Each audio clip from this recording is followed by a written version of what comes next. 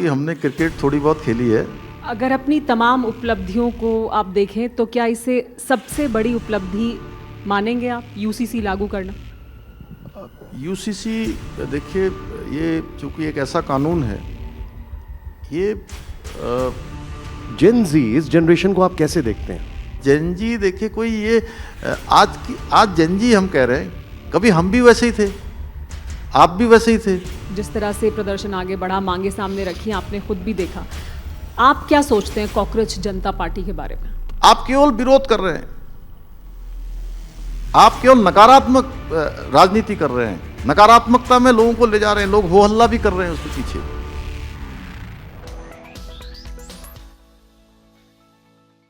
पहले तो मुख्यमंत्री जी ने इतनी व्यस्तता के दौरान इतना हमारे लिए समय निकाला। मैं चाहूंगा जरा जोरदार तालियों से धामी जी का स्वागत करिए। Sir, thank you very much. 26 साल के इतिहास में उत्तराखंड के सिर्फ एक मुख्यमंत्री ऐसे हुए हैं जिन्होंने अपना कार्यकाल पूरा किया है, और अब आप जो हैं वो मतलब हम कहें कि दूसरे मुख्यमंत्री आज हमारे साथ हैं। पुष्कर सिंह धामी हमारे साथ हैं, नारायण दत्त तिवारी रिकॉर्ड बना चुके हैं। मैं आपसे ये जानना चाहता हूं कि ऐसे रिवाज से हिम्मत मिलती है या फिर दबाव ज़्यादा रहता है? देखिए, मैं सबसे पहले तो सभी श्रोताओं का और जो भी कार्यक्रम देख रहे हैं टीवी 9 पर, मैं सबका अपनी ओर से बहुत अभिवादन करता हूं, सबका स्वागत करता हूं। और जब इस प्रकार का अनवरत रूप से चलने वाला काम होता है तो जिम्मेदारी तो हमेशा रहती है, और दबाव इसलिए नहीं रहता है कि हर समय जब आप खुल के बैटिंग करते हैं, खुल के सोचते हैं, खुल के करते हैं, मन में कोई संकोच नहीं होता है, किसी प्रकार की न्यूनता नहीं होती है, तो दबाव जैसी कोई बात नहीं होती है। क्योंकि जब सच्चे मन से, अच्छे मन से काम किया जाता है तो मुझे लगता है कि उसमें जनता का भी समर्थन मिलता है, भगवान की भी कृपा होती है। सिर्फ एक मिथक नहीं टूटा, कई मिथक टूटे।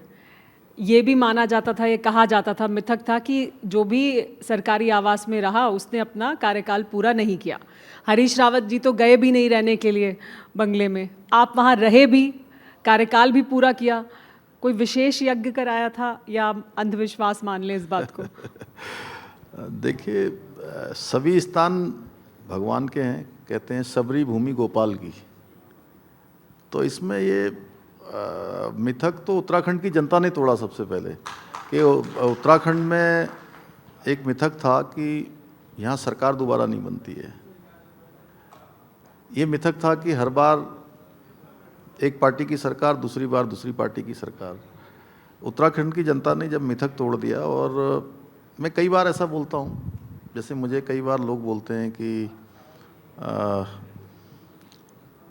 आपके कारण हम यहाँ पर आ गए, या हमको ये जिम्मेदारी मिल गई। जो साथ के लोग होते हैं, कई बार पार्टी के भी लोग होते हैं, अपने सहयोगी होते हैं, पुराने जो मित्र होते हैं जिनका लंबे समय तक आपके साथ जुड़ाव होता है, तो मैं उनसे कहता हूँ कि मेरे कारण नहीं, हो सकता है आपके भाग्य के कारण मैं यहाँ आ गया हूँ। आपको बनना था तो भगवान ने जो है पहले मुझे यहाँ कर दिया, तो इसलिए मैं यहाँ हूँ, तो आपका ही भाग्य चल रहा है इसमें। लेकिन आपने कहा कि आप खुलकर बैटिंग करते हैं, और ऐसी ये जो जिस तरीके से ये रिवाज है उससे आपको ताकत मिलती है खुलकर बैटिंग करने में। लेकिन आपको 2 नाम भी मिले। पिछली बार आपको नाम मिला धाकड़, और इस बार आपको नाम मिला धुरंधर। अब देखिए, नाम जो बड़े लोग देते हैं तो मैं उनका बहुत आदर करता हूँ, सम्मान करता हूँ, और सच में मेरा तो प्रोत्साहन होता ही है। जो मेरे को पीछे से समर्थन करते हैं उनका भी प्रोत्साहन होता है उससे। लेकिन इसके साथ साथ मैं काम करने पर विश्वास करता हूँ, और मैं कोशिश करता हूँ कि नाम और ये जो आपके बारे में क्या कहा जा रहा है, आपको किस नाम से संबोधित किया जा रहा है, वो पीछे की बात है। अगर आप काम करेंगे तो आपको खुद किसी नाम को बोलने की भी आवश्यकता नहीं पड़ेगी, आपका काम ही बोलने लगेगा, वही आपकी सबसे बड़ी पहचान मिल जाता है। एक चीज़ जो आपके कार्यकाल में देखी वो ये है कि संघ का जो सबसे बड़ा एजेंडा था 100वें साल में, वो पूरा करने वाले आप पहले मुख्यमंत्री बने। मैं बात कर रहा हूं यूनिफॉर्म सिविल कोड की।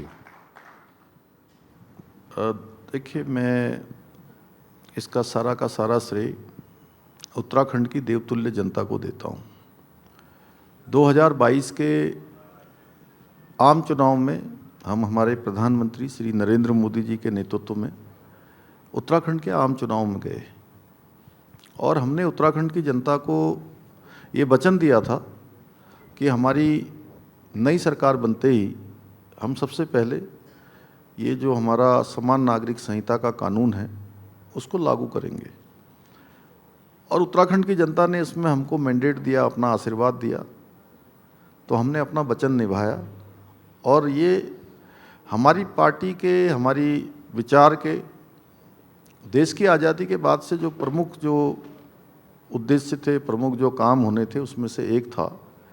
और इसका प्रावधान भारत के संविधान में अनुच्छेद 44 में इसका प्रावधान किया गया है। और जब बाबा साहब भीमराव अंबेडकर और उनके साथी जब भारत का संविधान बना रहे थे, तो उसी समय उसमें प्रावधान कर दिया था कि राज्य अपने यहाँ इस प्रकार की व्यवस्था कर सकते हैं, सबके लिए एक समान कानून लागू कर सकते हैं।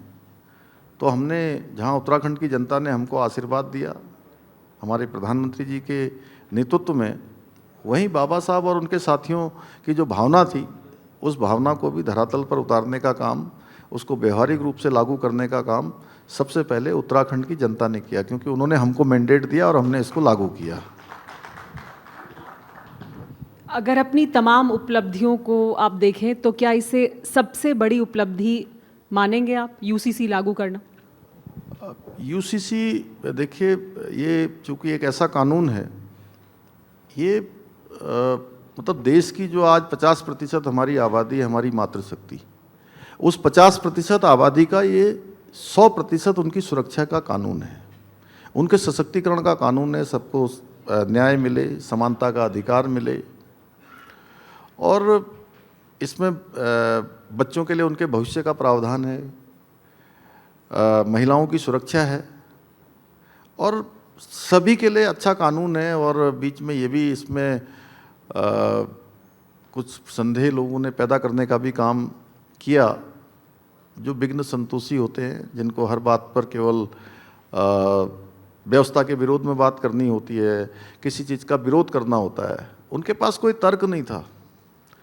लेकिन चूँकि तुष्टीकरण की राजनीति, वोट बैंक की राजनीति, कुछ लोगों को लगता था कि भाई ये किन्हीं विशेष लोगों के लिए ये टारगेट करने के लिए कानून लाया गया है, जबकि ऐसा नहीं था। और अब जब इसका लगभग हमने 27 जनवरी 2025 को राज्य में इस कानून को लागू कर दिया, तो अब लगभग 1.5 साल का समय इसका बीत गया, तो कहीं पर भी किसी को टारगेट जैसा करने जैसा कुछ नहीं हुआ, बल्कि इसमें सरलीकरण हुआ। जो न्यायालयों में मामले चल रहे थे, ऑनलाइन प्रक्रिया है, विवाह रजिस्ट्रेशन की प्रक्रियाएं हैं, सबकी सुरक्षा का मामला है, वो सब माने लोगों के लिए एक सुविधा हुई इससे बहुत। लेकिन धामी जी, हम जब कई युवाओं से मिलते हैं, बातचीत करते हैं, तो वो पूछते हैं कि इससे हिंदुओं का क्या भला हुआ, हमारे जीवन में क्या बदलाव आया? अब देखिए, प्रत्यक्ष रूप से अगर कोई कहे तो हम यही कह सकते हैं कि भाई ये हमारी जो मातृशक्ति है उसकी सुरक्षा का कानून है, उनके सशक्तिकरण का कानून है, बच्चों के भविष्य को सुरक्षित करने का कानून है, बुजुर्गों के लिए भी जो है इसमें व्यवस्था है, हर वर्ग का कहीं ना कहीं प्रावधान हुआ है इसमें, न्याय मिलने की प्रक्रिया सरल हुई है और उसको वैधानिकता मिली है। यूथ की बात और करिए। केवल किसी वर्ग को फायदा पहुंचे, किसी को नुकसान पहुंचे, इसके लिए नहीं है। जिसका भारत का संविधान, जिसका प्रावधान उसमें किया गया है, तो उसको धरातल पर उतारा है। और सबसे पहले देवभूमि उत्तराखंड में जैसे माँ गंगा देवभूमि से निकलती है, गंगोत्री से निकलती है, गंगा सागर तक जाती है, और गंगोत्री से गंगा सागर जाते जाते बहुत सारे स्थान को, बहुत सारी भूमि को, बहुत सारे राज्यों को जल भी देती है, जीवन देती है, समृद्धि देती है। उसी प्रकार ये समान नागरिक संहिता की जो गंगोत्री है, वो भी देवभूमि उत्तराखंड से निकली है।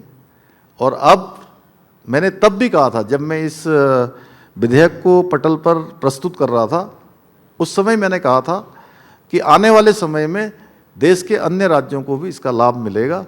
और आज आप देखिए कई राज्य आगे उस दिशा में आगे बढ़ गए हैं।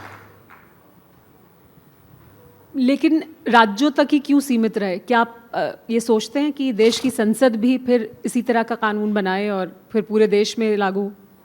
देखिए, हमारा काम था, हमारी देवभूमि की जनता ने हमको जो है इसका मैंडेट दिया, अपना आशीर्वाद दिया, हमने यहाँ कर दिया। गुजरात वालों को मैंडेट मिला, गुजरात वालों ने कर दिया। मध्य प्रदेश वालों को मिला, मध्य प्रदेश ने कर दिया। आसाम में अभी नई सरकार बनी, नई सरकार बनते ही आसाम में लागू हो गया। अब जो बढ़ रहे हैं सब, जब राज्य सब आगे बढ़ जाएंगे तो देश में स्वतः ही हो जाएगा। अच्छा, आज सबसे बड़ा विषय और बहुत चर्चा का विषय बल्कि मैं कहूँगा वो ये रहा है कि युवाओं की मैंने बात की कि जेन जी ये एक तरीके से स्लोगन हो गया। आप भी चुनाव में जा रहे हैं, वो आपका भी एक बहुत बड़ा सेगमेंट होगा। जेन जी, इस जनरेशन को आप कैसे देखते हैं? ये जनरेशन बहुत ही मैं कहूँ जागरूक है, बहुत अच्छे हैं, बहुत पूरे यूनिवर्स को जानते हैं, पूरी दुनिया में कहाँ क्या हो रहा है उससे वेल कनेक्टेड हैं, अच्छा भी जानते हैं, ख़राब भी जानते हैं, उनके सुझाव भी बहुत अच्छे होते हैं। क्योंकि मैं इसलिए कह रहा हूँ कि मेरा बेटा भी जो है एक जेन जी है, एक अल्फ़ा है। तो मैं दोनों से जब बात करता हूँ तो सच में मुझे इतनी सारी जानकारियाँ मिलती हैं कि अद्भुत है। मतलब मुझे लगता है कि ये जनरेशन हमारी जो है नए भारत का निर्माण करेगी। लोग इसको जेन जी कहते हैं, मैं कहता हूँ कि ये इंजी है। ये जेन जी और जेन अल्फा ने आपसे, आपके बच्चों ने कोई संवाद किया जब ये हो रहा था पूरा प्रदर्शन? कुछ कहा उन्होंने? हाँ, पहले उनको लग रहा था कि जो है कि ये थोड़ा ज़्यादा हो रहा है, लेकिन वो सब देखने के बाद 2 दिन के बाद उनकी खुद ही बदल गया कि नहीं, इस तरह से जो हो रहा है ये ठीक नहीं है।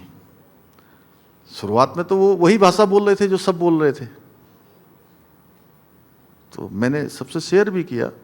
शुरुआत में वही हुआ, लेकिन 2 दिन के बाद तीसरे दिन जब वो हिंसा का दौर शुरू हुआ, तमाम प्रकार की चीज़ें हुई, बहुत ज़्यादा असंस्कारित चीज़ें हो गई, जिसको जो है हमारे देश में जिसको थोड़ा लोग बहुत अच्छा नहीं मानते हैं, तो वो अच्छा नहीं लग रहा था। फिर मुझे लगा कि ये दिशा बदल गई है, तो मुझे लगा कि लोग अब ये जो जेन जी, जिसको मैं इंजी कहता हूँ, इंडियन जनरेशन, अच्छा, तो ये जनरेशन अब समझ रही है कि सही दिशा क्या है और किस दिशा में जाना है। और इनसे संवाद होता रहे, इनसे बातचीत होती रहे, इनके विचारों पर, सुझावों पर अगर हम अमल करते रहें, अपने कार्यक्रमों में शामिल करते रहें, तो इनके अंदर बहुत पोटेंशियल है, बहुत ये लोग कर सकते हैं। और जेन जी देखिए, कोई ये आज जेन जी हम कह रहे हैं, कभी हम भी वैसे ही थे, आप भी वैसे ही थे। नेताजी सुभाष चंद्र बोस से लेकर चंद्रशेखर आज़ाद, राजगुरु, भगत सिंह, बिस्मिल, ये सब लोग एक समय में जेन जी थे। और उसी समय में इन्होंने जो है देश की आज़ादी के लिए हंसते हंसते फांसी के फंदों को चूम लिया। किसी ने जो है 7 समुंदर पार जाके जो है शहीद उधम सिंह का नाम आप लोगों ने सुना होगा। जलियांवाला बाग कांड के विरोध में जाकर वहाँ पर जो है सीधे वहाँ जाके उड़ा दिया उन्होंने।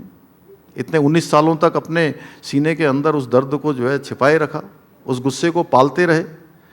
तो सब दौर में ही रहे। और एक समय में हमारे देश के प्रधानमंत्री रहे चंद्रशेखर जी, उनको युवा नेता के रूप में उनकी पहचान बनी और उनको युवा तुर्क कहा जाता था। उनके भाषण सुनने के लिए लोग दूर दूर से आते थे। जब रैली निकालते थे, जगह जगह लोग इकट्ठे होते थे और बीच भीड़ में जो है किसी को भी पहचान लेते थे। आपने जो कहा संवाद वाली बात, उससे मुझे एकदम से एक थॉट आया कि हमारे प्रधानमंत्री जी ने भी कहा कि इनसे संवाद करना चाहिए। उन्होंने इनको माफ़ कर दिया। उन्होंने तो एक उदाहरण भी दिया कि अगर दांतों के बीच में ज़ुबान आ जाती है तो दांत नहीं तोड़ देते हैं। खुद इंस्टाग्राम पर आकर वो वीडियो संदेश देते हैं। आप इसको कैसे देखते हैं? देखिए, प्रधानमंत्री जी की महानता है और वो जानते हैं कि ये सभी बच्चे वर्तमान भी हैं और भारत का भविष्य भी हैं। तो उन्होंने जब मैंने उस दिन, उसके अगले दिन मेरा भी ऐसे संवाद था, मैंने उस दिन भी इस बात का जिक्र किया था। उन्होंने कहा कि बच्चे भी अपने हैं, सरकार भी बच्चों की है, तो उनके बीच में कम्युनिकेशन गैप क्यों होना चाहिए। तो प्रधानमंत्री जी की मानता है कि बच्चों के लिए उन्होंने करा, और किसी भी अभिभावक को जो करना चाहिए वो प्रधानमंत्री जी ने किया। आप ये बात कह रहे हैं कि करना चाहिए संवाद, और युवाओं से हम बात नहीं करेंगे तो आगे की दिशा क्या देश देख पाएगा। प्रधानमंत्री ये कह रहे हैं, संघ प्रमुख मोहन भागवत जी ने कहा कि संवाद करना चाहिए। उन्होंने कहा मैं आंख मूंद के विश्वास करता हूं इस जनरेशन पर। लेकिन फिर दूसरी तरफ बीजेपी के ही कुछ नेता हैं जिनकी अलग तरह की भाषा है इस जनरेशन के लिए, या उनके लिए वो कह रहे हैं कि वायरस है, कोई कह रहा है कि देशद्रोही हैं, एक पूर्व सांसद हैं वो कह रहे हैं कि पंचर वाले हैं वहाँ बैठ गए हैं जाकर। कंगना रनौत ने तो कह दिया ये गटर जनरेशन है।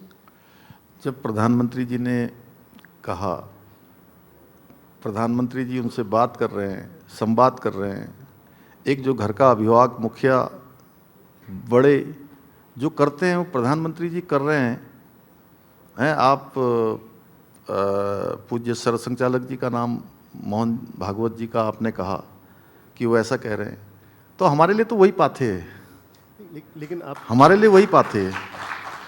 लेकिन फिर आपकी जो आपने जो कहा, जो मोहन भागवत जी ने कहा, जो प्रधानमंत्री जी ने कहा, संवाद की बात की, ऐसे में फिर ये जो अलग से बयान आते हैं ये उन सारी चीज़ों को डाइल्यूट नहीं कर देते हैं? ये कुछ समय के लिए ही सही, लेकिन टॉक ऑफ द टाउन तो बन ही जाते हैं। देखिए, लोगों के अपने अपने विचार होते हैं, वो उनको ऐसा माना जाना चाहिए कि वो संस्थागत विचार न होके व्यक्तिगत विचार, व्यक्तिगत अभिव्यक्ति हो सकती है, लेकिन संस्थागत चीज़ें कहिए जो देश में होना चाहिए, जो लोगों को करना चाहिए, वो उन बड़े लोगों से हम लोग सीखते हैं, बड़े लोगों का अनुसरण करते हैं और सभी लोग उसी दिशा में आगे बढ़ते हैं। आप खुद, आपने पूरा जो प्रदर्शन हुआ दिल्ली में और जिस तरह से प्रदर्शन आगे बढ़ा, मांगे सामने रखी, आपने खुद भी देखा। आप क्या सोचते हैं कॉकरोच जनता पार्टी के बारे में? मैं देखिए, वो जनता पार्टी, कांग्रेस और उसके बारे में तो मैं ज़्यादा नहीं सोचता हूँ। मैं तो उन बच्चों के बारे में सोचता हूँ कि उन बच्चों से संवाद होना चाहिए, उनसे बातचीत होनी चाहिए, उनके सुझाव बहुत अच्छे होते हैं, उन सुझाव को अमल में लाया जाना चाहिए। तो आपने कुछ ऐसा कुछ प्रोग्राम वगैरह प्लान किया है कि महीने में या क्वार्टरली कुछ ऐसा संवाद का कार्यक्रम उनके कोई साथ? अलग से नहीं किया, लेकिन बहुत सारे संवाद हो गए हमारे। धामी जी, राहुल गांधी जो हैं उन्होंने एक कार्यक्रम शुरू किया, गूंज, देहरादून भी आए, छात्रों की गूंज, और वो छात्रों की अगुवाई कर रहे हैं। सरकार पर शिक्षा व्यवस्था को लेकर वो लगातार सवाल उठा रहे हैं और गंभीर आरोप लगा रहे हैं। आपके इस पे टेक क्या है? देखिए, मैं समझता हूँ कि राहुल गांधी जी इतने बड़े परिवार में पैदा हुए हैं,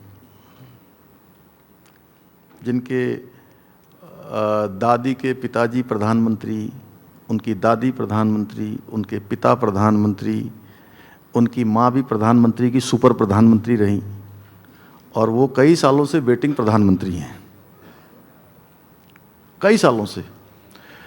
तो उनके मन से एक बात मुझे लगता है कि उनके मन में बैठ गई है या बैठा दिया है कि इस देश के सारी जो व्यवस्थाएं हैं, चाहे वो देश की संसद है, ये देश है, देश का प्रधानमंत्री पद है, ये केवल उन्हीं का जन्मसिद्ध अधिकार है। तो वो जिस प्रकार के कार्यक्रम कर रहे हैं, वो व्यवहारिक कार्यक्रम नहीं कर रहे हैं। जैसे मैं बताऊं, वो देहरादून में आए थे, कई दिनों से ढोल पीट के बड़ी बड़ी तैयारियां हुई, यहाँ पूरी रोडों में पोस्टर लगा दिए, पता नहीं कहाँ से, और ऐसा हुआ कि जैसे ऐसा लगा कि कई लाखों लोग यहाँ उमड़ जाएंगे जी, हम लोगों को व्यवस्था बनाने में मुश्किल हो जाएगी। हम सच बता रहे हैं आपको, हम बड़े परेशान थे, क्योंकि रैली किसी की भी हो, हम राज्य की व्यवस्था को देखने की जिम्मेदारी हमारे पास है। कोई अव्यवस्था होगी, कोई घटना हो जाएगी, तो फिर सारा हमारे ऊपर ही उसकी जिम्मेदारी आ जाएगी। तो बड़ी तैयारी प्रशासन ने करी। वो आए,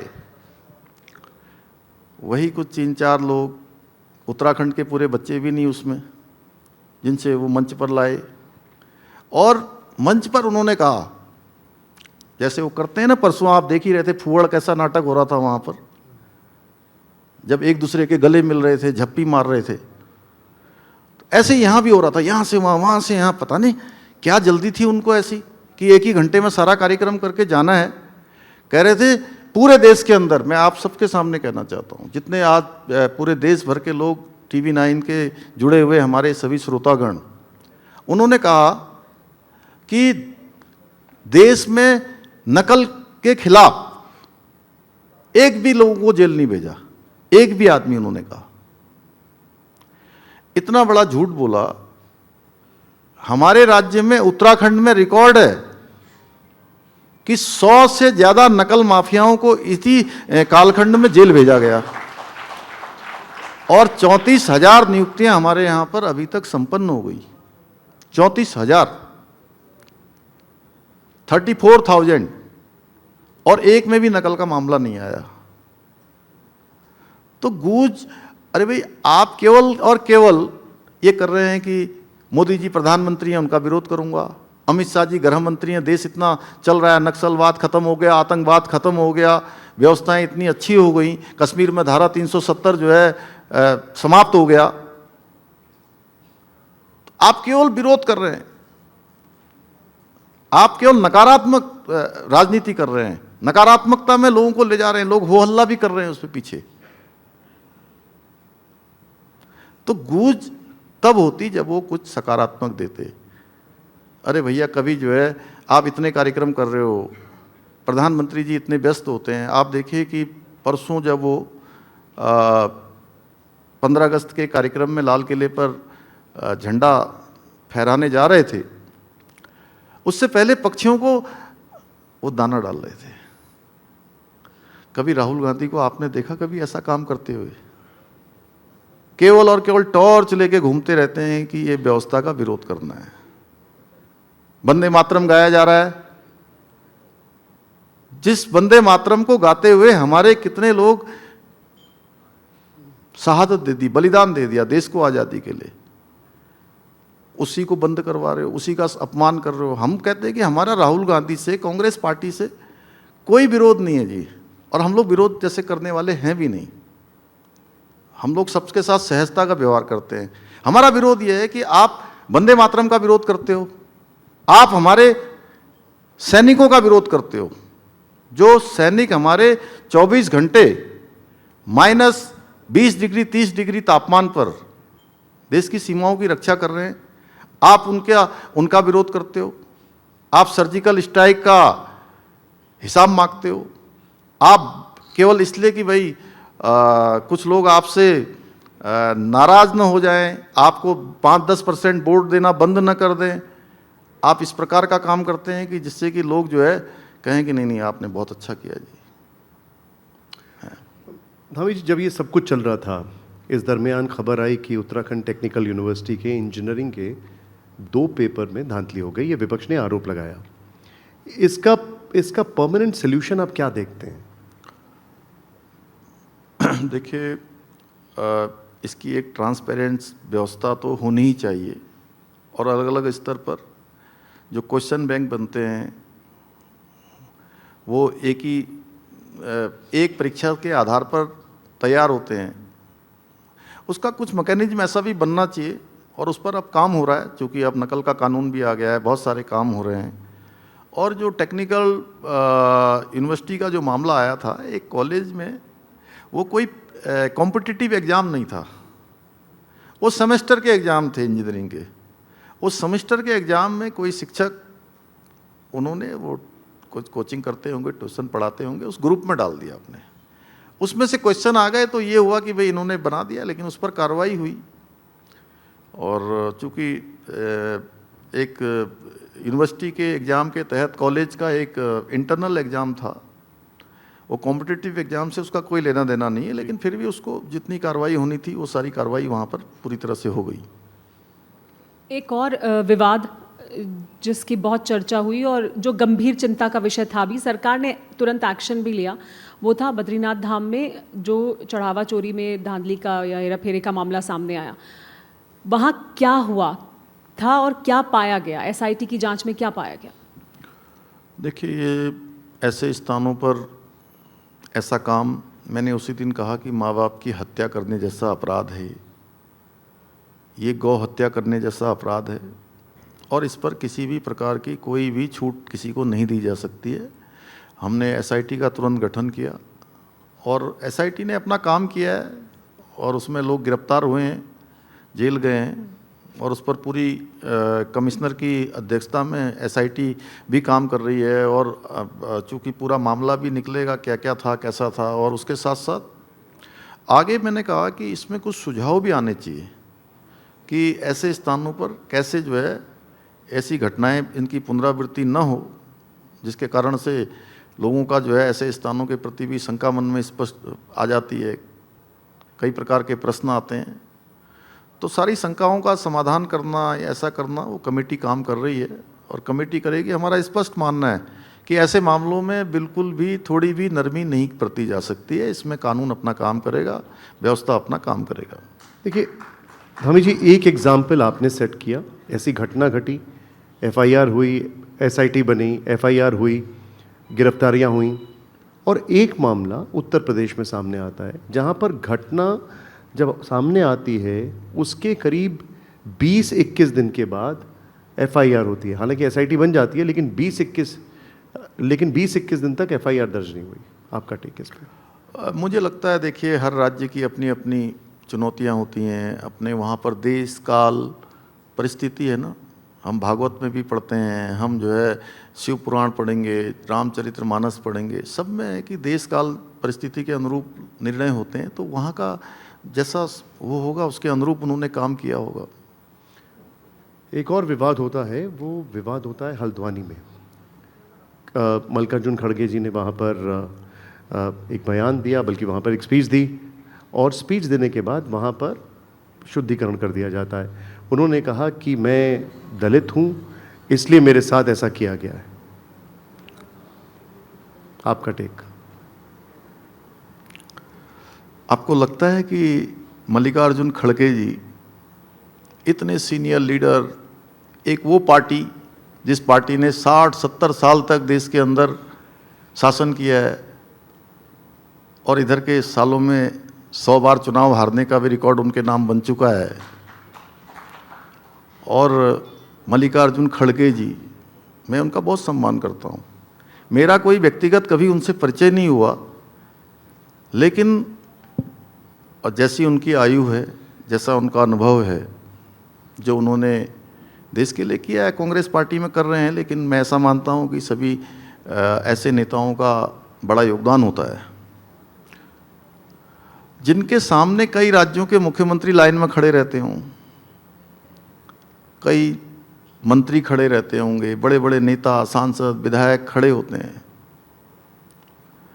उनको कम से कम ऐसा फेक नैरेटिव तो नहीं बनाना चाहिए कि उनका जो है एक वर्ग में है, जाति में है, इसलिए विरोध होगा। देवभूमि उत्तराखंड है, यहाँ ये वर्गों में बांटने वाली भूमि नहीं है, ये जातियों में बांटने वाली भूमि नहीं है, ये तो सबको आत्मसात करती है, क्योंकि ये देवभूमि है, ये सनातन की भूमि है। और वहाँ पर जो असली बात है वो ये हुई कि उनकी रैली हुई, उस रैली में लोग कुछ बोतलें ले आए, बोतलों में यूरिन डाल दिया, बोतलें फेंक दी, वहाँ पर गंदगी कर दी, वहाँ पर कुछ धार्मिक नारे लगा दिए।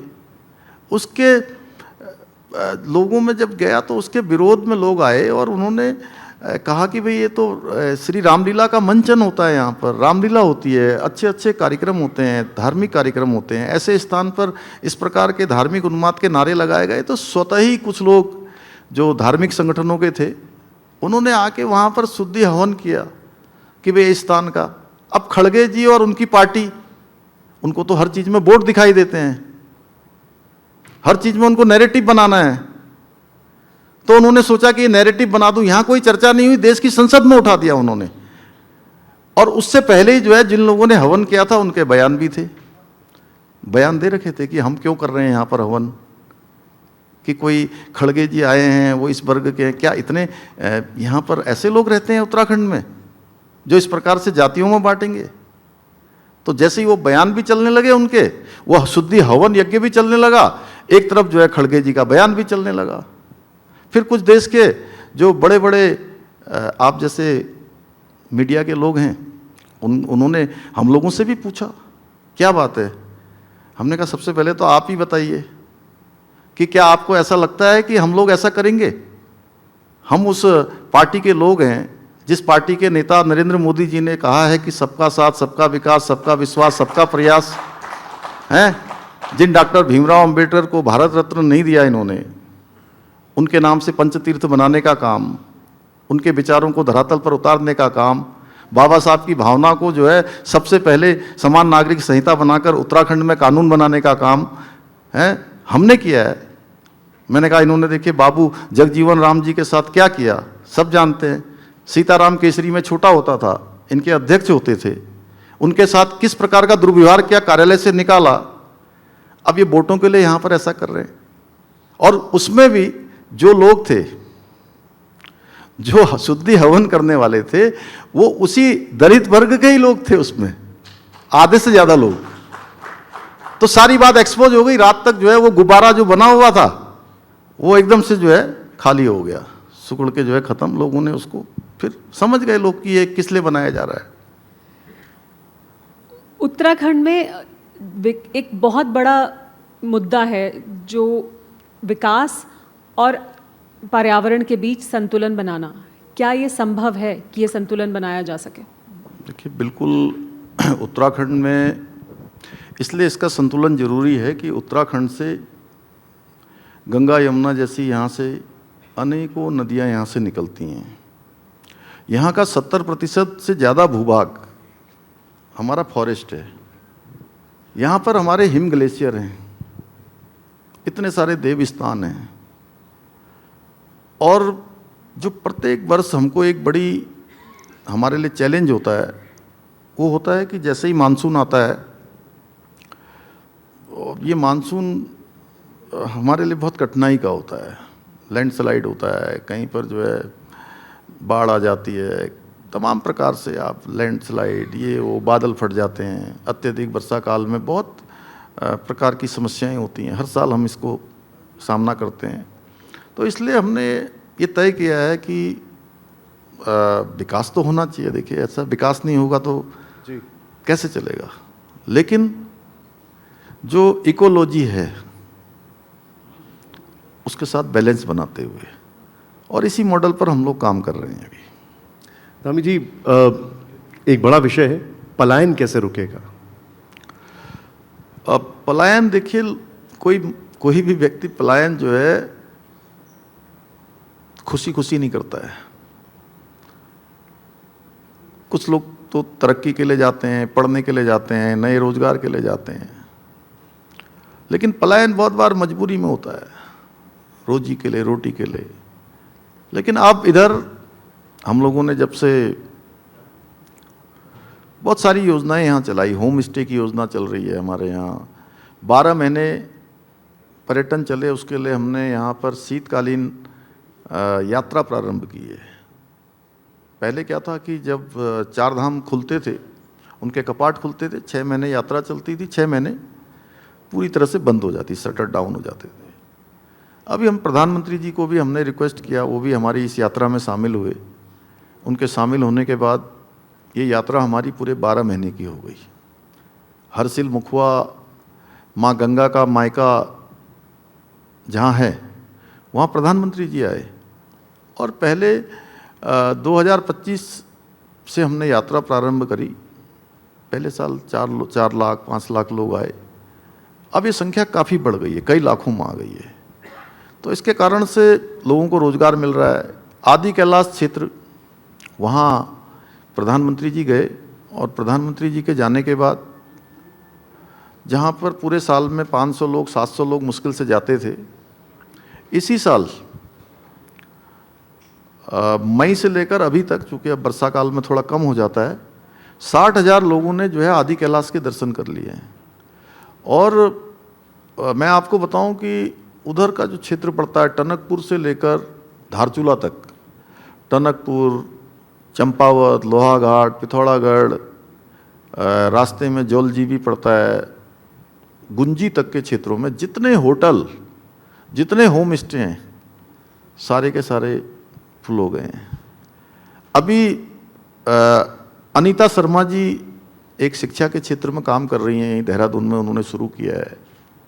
30 साल यूएस में रह के आई हैं और 40% से ज़्यादा लोग अब रिवर्स प्लान वापस कर रहे हैं, अपना काम धाम शुरू कर रहे हैं, अपने घरों से जुड़ रहे हैं, अपने गाँव से जुड़ रहे हैं, आ रहे हैं। और इसका परिणाम है कि आज हमारे राज्य की जो जीएसडीपी है उसमें भी 7.23% की जो है बढ़ोतरी हुई है। प्रति व्यक्ति आय कई गुना बढ़ गई है। होटलों की संख्या जो है 25% बढ़ गई है पिछले 3-4 सालों में। होम स्टे 50% से ज़्यादा बढ़ गए हैं। छोटे छोटे स्टार्टअप हमारे 700 हुआ करते थे, वो 1700 हो गए हैं। तो हर क्षेत्र में एक अच्छा काम हो रहा है। इंडस्ट्री भी काफ़ी आ रही है हमारे यहाँ। लोग जो है सीएम स्वरोजगार योजना से जो है जुड़कर जो है अपने घरों में सोलर के पैनल लगा रहे हैं, सोलर के क्षेत्र में काम कर रहे हैं, होम स्टे के क्षेत्र में काम कर रहे हैं। महिलाएं अच्छे अच्छे उत्पाद बना रही हैं। हाउस ऑफ हिमालयाज ब्रांड हमने शुरू किया, जिसमें हमारे राज्य के सभी उत्पाद एक इंटीग्रेटेड ब्रांड के माध्यम से देश के और दुनिया के बाज़ारों में भेज रहे हैं हम। तो बड़ी मांग बढ़ रही है। 3 लाख महिलाएं, 3 लाख हमारे यहाँ लखपति दीदी बन गई अभी तक। एक बड़ा रिकॉर्ड है कठिन परिस्थितियों में। और महिलाओं के जो हमारे उत्पाद हैं वो बहुत ही अच्छे हैं। मैं आपको बताऊं, आप लोग ले भी सकते हैं। और माननीय प्रधानमंत्री जी ने, जब प्रधानमंत्री जी देश का जिसको अंतिम गांव कहा जाता था, अंतिम क्षेत्र माणा, वहाँ आए थे और उन्होंने उस दिन कहा कि ये देश का अब अंतिम क्षेत्र नहीं, ये देश का पहला क्षेत्र होगा, यानी कि देश का पहला गांव होगा। और वहीं से उन्होंने, आप जैसे सभी लोग जो उत्तराखंड आते हैं, अपनी टूरिज्म की यात्रा में आते हैं, अपनी स्पिरिचुअल यात्रा में आते हैं, आपकी रिलीजियस यात्रा में आते हैं, तो अपनी जो आपकी एक बजट होती है, जब हम कोई यात्रा शुरू करते हैं तो कोई ना कोई बजट बनाते हैं। उस बजट का 5% उन्होंने कहा कि मैं देशवासियों से अपील करता हूं कि उस बजट में से 5% जो यहाँ पर महिलाएं हैं, जो हमारे अन्य लोग हैं, छोटे छोटे उत्पाद बनाते हैं, प्रोडक्ट बनाते हैं, उस प्रोडक्टों को ज़रूर खरीदें। और इतने अच्छे प्रोडक्ट हैं, मैं आपको बताऊं कि आप कई बार उन प्रोडक्टों को लेंगे तो आपको लगेगा कि मल्टीनेशनल कंपनियां भी उनसे पीछे हैं कठिन परिस्थितियों में। और हमारे राज्य की जो महिलाएं हैं, उनके अंदर बहुत परिश्रम करने की, बहुत ज़्यादा सकारात्मक रूप से काम करने की और कठिन परिस्थितियों में भी कभी हार न मानने की जो उनकी जो एक प्रवृत्ति है, मैं कहूँ कि सच में हमारे प्रधानमंत्री जी ने 2021 में यहीं हमारे बाबा केदार के धाम से उन्होंने कहा कि ये 21वीं सदी का तीसरा दशक उत्तराखंड का दशक होगा। तो अब मुझे जाते जाते जब मैं महिलाओं के बीच में जाता हूँ, उनके चेहरों को पढ़ता हूँ, उनकी खुशी को देखता हूँ, उनके विश्वास को देखता हूँ, तो मेरा मन बिल्कुल पक्का हो गया है कि ये सदी का जो तीसरा दशक है वो उत्तराखंड के नाम होगा और उसमें हमारी मातृशक्ति का, महिलाओं का बहुत बड़ा योगदान होगा। लेकिन धामी जी, कई मुद्दे उठते हैं, अलग अलग तरह के जिहाद, मदरसा बोर्ड, ये जो तमाम मुद्दे उठते हैं, इससे सरकार को क्या फ़ायदा है? मतलब इससे क्या? देखिए, जहाँ तक मदरसा बोर्ड का प्रश्न है, मदरसा बोर्ड क्या है कि हमने कहा कि हम बच्चों को, चाहे वो बच्चे कोई हों, किसी वर्ग के हों, सबको अच्छी शिक्षा मिलनी चाहिए। देश के निर्माण में उनका योगदान होना चाहिए, न कि पुरानी कट्टरवादी मानसिकता की, जिसके कारण से न उनका भविष्य बन रहा है, न उनका कुछ निर्माण हो रहा है, न कोई भावना आ रही है। ऐसी शिक्षा बच्चों को नहीं मिलनी चाहिए। अब तो आधुनिक शिक्षा मिलनी चाहिए। बच्चे जाएं विभिन्न क्षेत्रों में, कोई इंजीनियर बनेगा, कोई डॉक्टर बनेगा, कोई वैज्ञानिक बनेगा, कोई आप जैसा पत्रकार बनेगा, कोई बड़ा रिसर्च करने वाला बनेगा, अलग अलग क्षेत्रों में व्यापारी बनेगा। तो उस प्रकार की शिक्षा मिलनी चाहिए। तो हमने कहा कि भाई आधुनिक शिक्षा मिलनी चाहिए, उत्तराखंड में जो है सबके लिए एक समान शिक्षा होनी चाहिए। तो मदरसा बोर्ड हमने ख़त्म किया, लेकिन ख़त्म करने के साथ हमने कहा कि इसमें पढ़ाई वो होनी चाहिए जिससे बच्चों के भविष्य का निर्माण हो। और अब इसको जो है हमारा जो उत्तराखंड का शिक्षा बोर्ड है, उस शिक्षा बोर्ड से जो पाठ्यक्रम होगा उसको मान्यता मिलेगी। अगर मान्यता नहीं मिलेगी तो ऐसे मदरसों को नहीं चलने देंगे। तो उसमें क्या बुराई है? कोई बुराई नहीं है। और जो आप जिहाद की बात कर रहे हैं, मैं देखिए जो अतिक्रमण था यहाँ पर बहुत बड़ी तादाद में सरकारी भूमि पर, कोई भी होगा तो अतिक्रमण को कोई अच्छा नहीं मानेगा। अवैध रूप से जो कब्जे होते हैं, अब बहुत जगह पर मज़ारें बना दी, कहने को मज़ार है, अब वो सरकारी ज़मीन पर बन गई। सरकारी ज़मीन पर बनी, उसको देखा नीचे, मज़ार ऐसे स्थान पर बनती है कि जहाँ पर कोई अवशेष होगा, कोई चिन्ह होगा, वहाँ कुछ भी नहीं निकला। तो लोग कहने लगे जी कुछ वर्ग के लोगों को आप टारगेट कर रहे हैं, ये हो रहा है, वो हो रहा है। तो हमने कहा हम किसी को टारगेट नहीं कर रहे हैं। देखिए देवभूमि उत्तराखंड में लोग आपस में बहुत मेल मिलाप से रहते हैं जी। यहाँ कभी कोई झगड़ा फसाद नहीं होता, यहाँ पर कोई इस प्रकार की राजनीति भी नहीं होती है। लेकिन हमने कहा कि देवभूमि है, देवभूमि का एक मूल स्वरूप है, इसको लोग आस्था श्रद्धा की भूमि के रूप में जानते हैं। भगवान के सबसे नज़दीक का स्थान है देवभूमि उत्तराखंड।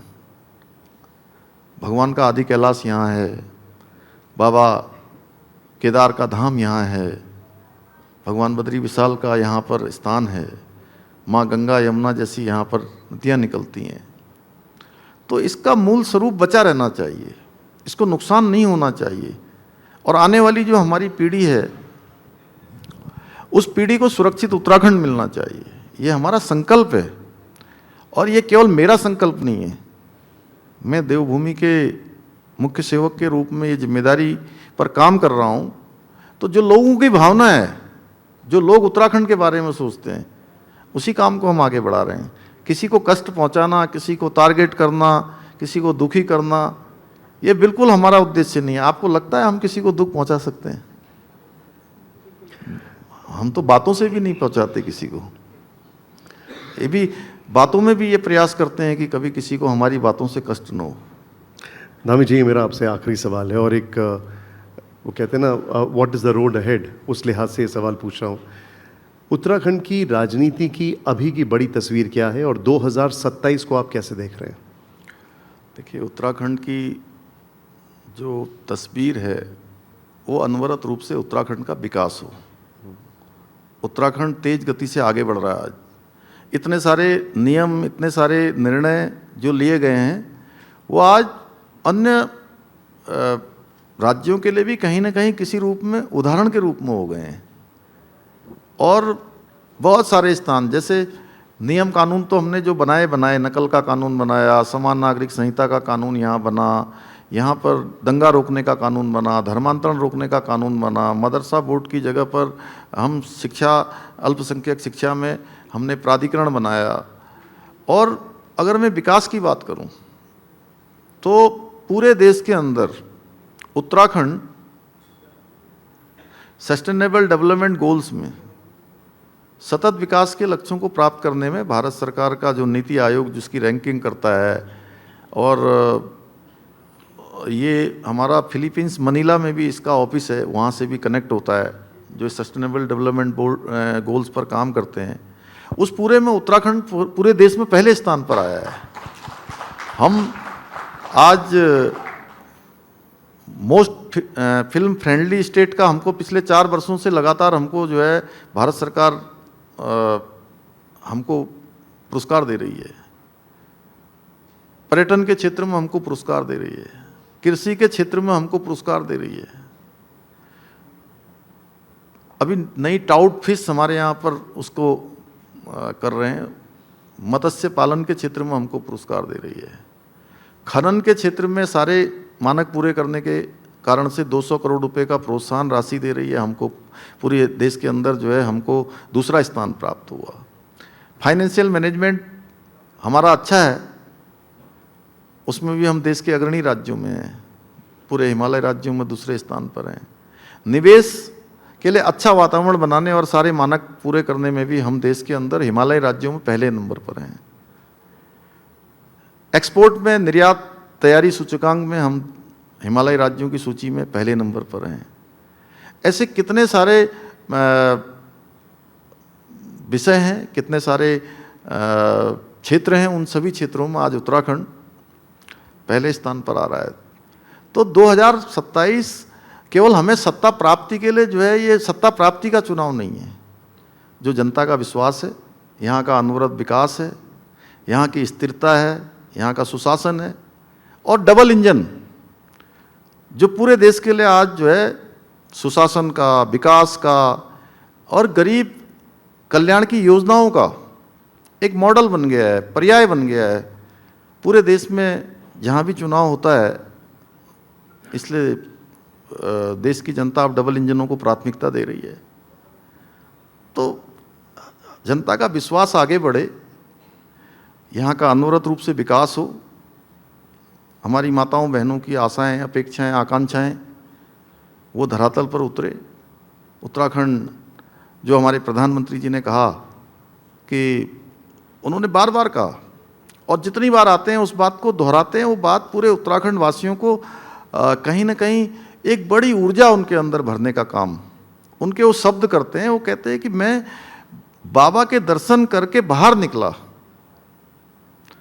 और अनायास ही मेरे मुंह से ये शब्द निकल गए शिव के धाम में, और वो कोई सामान्य शब्द नहीं थे। उस धाम में निकले तो शिव रूपी शब्द थे कि 21वीं सदी का तीसरा दशक उत्तराखंड का होगा। तो हमको उस उत्तराखंड के ये 10 साल उत्तराखंड के हर दृष्टि से विकास के, उत्तराखंड की प्रगति के, उत्तराखंड की उन्नति के बनाने यही दृश्य है। और सारे उत्तराखंड वासी लगातार उन्होंने आशीर्वाद दिया है, उनके आशीर्वाद से ही हम काम कर पा रहे हैं।